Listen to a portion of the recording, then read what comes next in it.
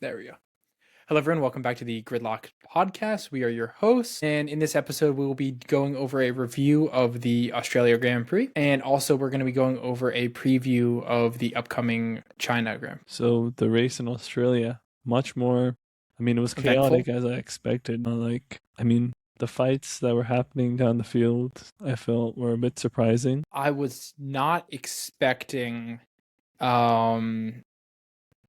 Max to kind of get out during the qualifying and end up in 20. Yeah. He had a good comeback to sixth place. Could have been fifth place, but I think by the end, the drivers realized how to effectively use the battery and stuff. So I guess all the overtaking from the start of the race kind of neutralized by the end. At the start, it was all chaotic because everyone had different battery levels. No one knew how the cars exactly worked in a race. So there was a lot of lead changes going on. And up and down the field, there was a bunch of overtakes. Like even Lindblad, when he was already up at third place at one point. Just randomly. I was surprised on how many. I'm not too surprised given the new regulations, but I don't know. I wasn't expecting like teams like Red Bull and Piastri, and Piastri and McLaren. Was surprising though. Yeah, and Isaac had such like a promising start. Like he was starting third, and then his car just the engine kind of decided it didn't really want to do much. Yeah. Through practice and everything, I thought the Ford engine looked pretty reliable, but I guess not. Lance Stroll being 15 laps behind Perez, actually. Yeah. I wasn't expecting. Just treated the race as a practice session. Yeah. Retired their cars midway through the race and then sent them out again later. I was surprised how many laps it was able to get in. Stroll got in 43 laps. They needed a quick nerve break in the middle of the race. Yeah, which he finished the race actually. Yeah, technically he did. Yeah. Well, because I was not expecting the performance from Perez because Cadillac was pretty promising going into the week. I feel like Cadillac was pretty disappointing, shall I say? I kind of expected them to be down the field, but still they're pretty far off from the rest of the pack, at least. Yeah, I would just say I wasn't thinking we'd have Bottas behind one of the Aston Martins. That's kind of a bit rough, but moving up through midfield, upper midfield and stuff, I wasn't too surprised. Sorry. I wasn't too surprised, really, to say the least. A pretty normal Max performance, going up to 6th. Very impressive still, nonetheless. And I don't know. One thing that's pretty what's the word? I guess scary for the rest of the season is just the big gap that Mercedes and Ferrari have to the rest of the field. There's a big gap to McLaren and Red Bull, and then an even bigger gap down to the midfield. Mercedes looked really, really fast. Mercedes is pretty promising. They were 15 seconds. Kimi was 15 seconds, almost 16 seconds ahead of the next driver. So that's a pretty sizable gap. Ferrari kind of messed up their strategy too, but I think even with such a strategy error, they still wouldn't have been close enough to Mercedes. You turn on your noise suppression. Anything else that stood out to you in the race? Aiden? We're talking about... Wait, hold on. I need to... my echo cancellation. Uh-oh. We're doing... It says you guys should have it on. You guys need to turn on echo cancellation if you're not wearing headphones. Whatever. Australia review and China preview. Yeah, okay. So I don't know if I have anything else to say about Australia. What about you, Aiden? What you guys just say? Oh, we kind of I thought the race start was really entertaining. Yeah. That was probably my favorite part of the race, especially Russell and Leclerc fighting for P1. At first, I thought it would be a lot closer between the Ferraris and Mercedes, but obviously Russell kind of just pulled away, and the Mercedes clearly has better overall pace. But I think they put up a good fight. Ferrari hope maybe towards the season, as the season goes on, it'll be closer. But it's definitely gonna be Mercedes on top. And it was also interesting to see a lot of there were a lot of retirements during that race. Whether it was Hadjar's retirement is really sad. Just a lot of mechanical failures. And then you guys talk about the Aston Martins, just them going out on track Yeah. 15 laps behind just to get some like Treating it like testing it there. a practice. Yeah. Yeah, I mean that's how it's definitely cooked for them. But maybe they got some like good feedback from going out for just a little bit. But it's crazy to me that like they've like the car's vibrations that bad they're getting nerve damage. That's like scary. That's like scary. Yeah, that's surprising to me. So I think that's pretty much all we had to talk about Australia, right? I Mm-hmm. mean, my Is there anything prediction. that I didn't go over or like anyone's forgetting? Like do you have any like hot topics for debate? Do you think Kimi Antonelli can keep up with Russell this year? Maybe once or twice he'll like do a little bit better than him, get the win. You know, I think There's we only probably like will. 2 seconds Maybe behind, right? maybe we will see a win this year from Kimi. I think it might happen. Actually, probably Probably will.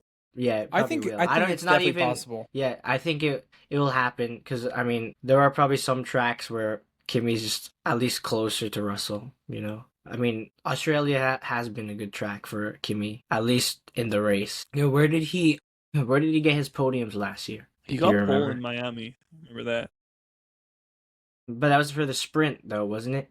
So the sprint is kind of different. He got podium in Canada, but Russell won that race. I mean, if there's just any race where Russell just falls a little bit behind, or like Kimi just has a little bit better of a like just a little bit of an edge, there's definitely a chance. How far back was he this race?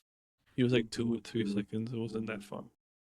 Yeah, there's a And chance. this is a race he was kind of compromised in as well because at the start That's true. He fell had back a a little horrible bit. start. A lot of people had horrible starts. I think they were just thrown off guard how fast the lights went out. And also, like, Yeah, some that of was them had really no battery to start with either. yeah, yeah. That's definitely probably the biggest reason why. No, Franco Colapinto, speed demon. Do you think Yeah. do you think he's gonna get points this year?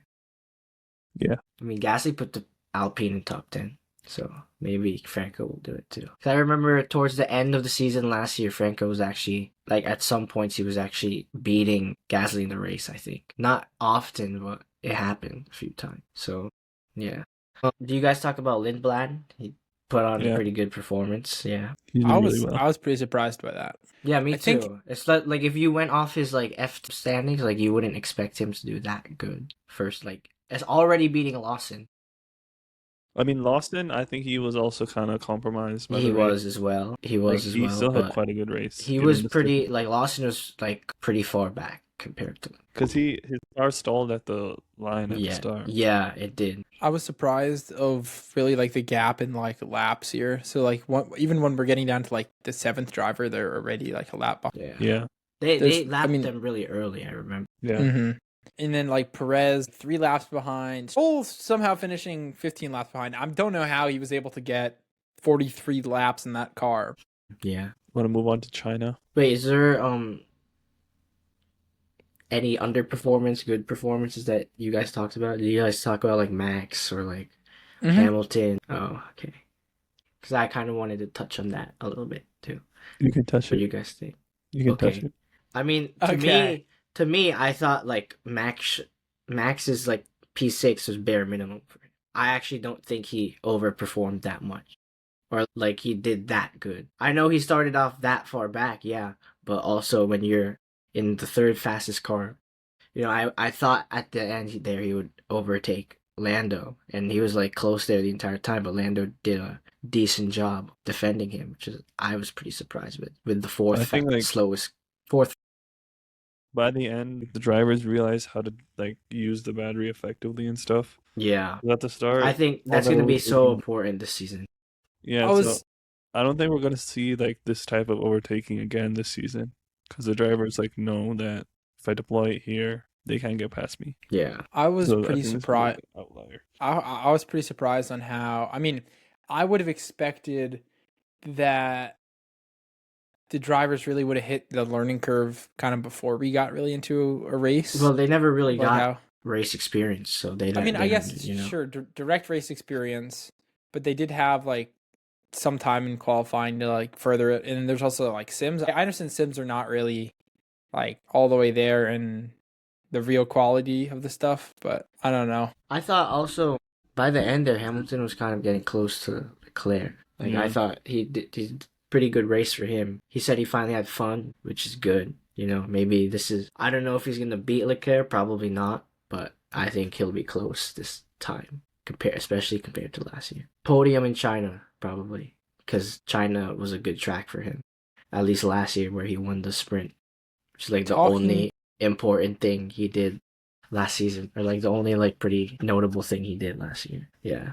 Talking about China, what are our predictions for the upcoming race? As I just said, You yeah. want to start with our sprint winner? Oh, I it's don't know if sprint it'll be weekend? Hamilton again. Yeah, it's sprint weekend. I don't know who finished behind because I think Piastri did good in China last year, but I don't think he has the car to win it. Unfortunately, maybe a podium, but I'm not sure. Maybe in the sprint, you know, with like less practice time, maybe he could pull through. But I think it's just gonna go to another Mercedes or probably Hamilton. Like that's So what I would you're say. guessing Russell? Probably Russell. Russell's been like on point the entire time. I'll also guess Russell for sprint. My prediction I was just gonna give the whole sprint podium here. I think it's gonna go George, Max, and then Hamilton. I think the only reason, Max had an insane performance. I think if he started farther up the grid, I think he probably would have won the race. Because you have to. He was starting all the way in the back, and we have the back here at like +3 lap, +2 lap. Like here's they the were. thing: the safety cars kind of like made it easier for him. You know, less of a gap. You know, I'm not saying he did bad. No, that's like an amazing thing to do, getting the car to that far. But I'm not saying. I'm saying that like you know, as expected, or like honestly, I thought he could have been a little bit higher because you know he's went from last place to like podium before. He has, but you know. Going from 20th to 6th is a pretty impressive performance. And look, I'm just basing off the car too. You know, like obviously he's far back, and there's a lot of cars ahead of him. But when you have the third fastest car, it's a lot easier to do that. I mean, he doesn't enjoy these cars either, though. So I don't think most.